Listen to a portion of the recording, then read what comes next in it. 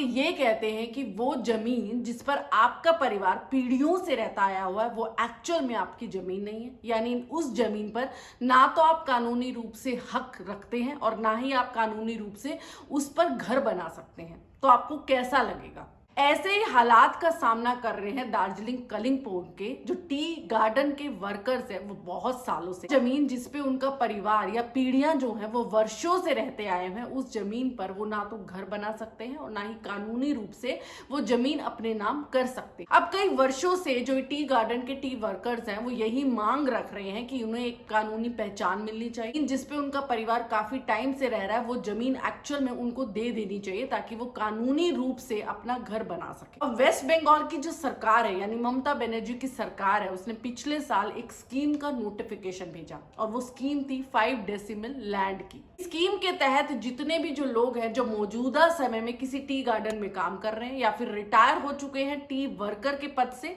या फिर वो लोग जो कि भूमिहीन है या फिर ट्राइबल समुदाय के लोग, उनके लिए 5 डेसिमल स्कीम निकाली थी, यानी उन्हें 5 डेसिमल पट्टा दिया जाएगा।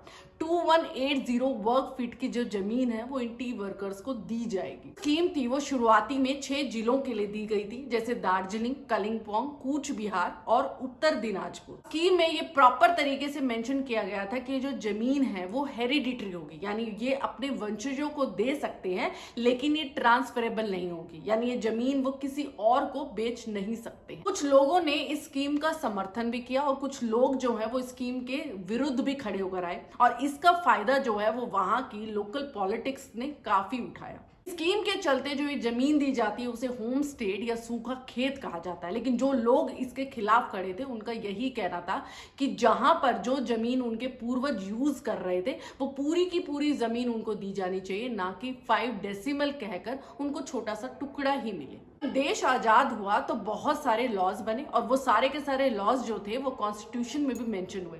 एक लॉ था द प्लांटेशन लेबर एक्ट जो कि 1951 में बना था और इस लॉ के मुताबिक ये था कि जो भी मजदूर किसी भी जमीन पर काम कर रहा है उस मजदूर को घर का आश्वासन दिया जाए। हर मजदूर को जो है वो भूमि दी जाएगी ताकि वो अपना घर बना सके। लेकिन वेस्ट बंगाल सरकार ने किया क्या? पॉलिटिक्स के चक्कर में इन्होंने उन मजदूरों को क्वार्टर के नाम पर रहने के लिए सुख सुविधाएं तो दे दी, लेकिन मालिकाना हक उनसे छीन लिया।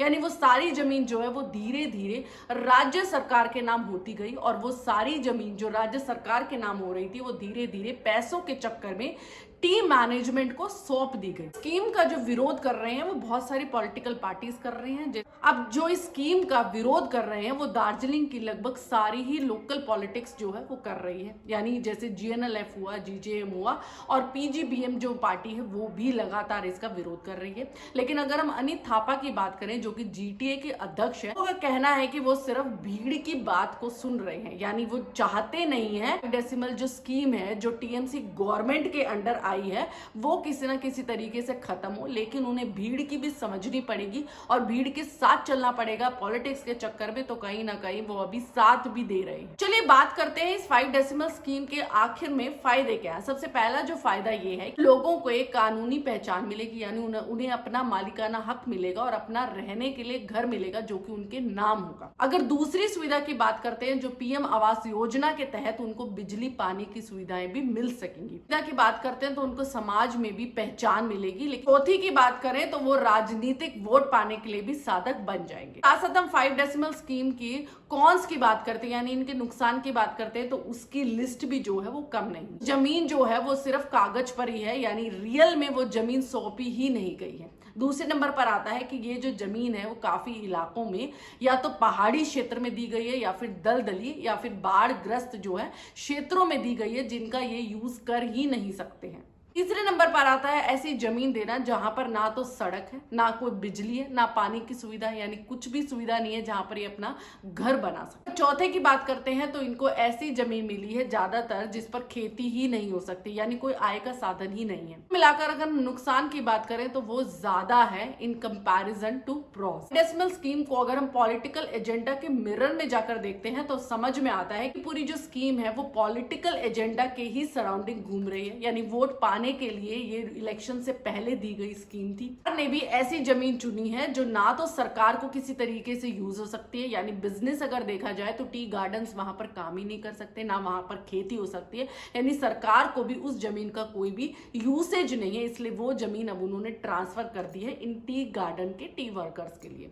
अगर देखा जाए तो आदिवासी अधिकारों और स्थायी कानूनी कार्रवाई में भी जो टकराव का काम करेगी, और साथ ही साथ अगर समाज में फूट डालने का भी हो तो ये स्कीम जो है वो बहुत बड़े लेवल पर काम कर सकती है। दोस्तों आपकी क्या राय है? जो लोग मेरे को दार्जिलिंग कलिम्पोंग के एरिया से देख रहे हैं, जो एक्चुअल में टी वर्कर्स है, या फिर आप जानते हो किसी ऐसे टी वर्कर को जो स्ट्रगल से गुजर रहा है, तो प्लीज अपनी जो राय है वो कमेंट बॉक्स में जरूर रखिए कि ये जो 5 डेसिमल स्कीम वेस्ट बंगाल सरकार ने चलाई है क्या सही में फायदेमंद है या सिर्फ एक नेक्स्ट पॉलिटिकल एजेंडा बनकर ही रह जाएगी। आपकी जो राय है वो बहुत ज्यादा इंपॉर्टेंट है हमारे लिए।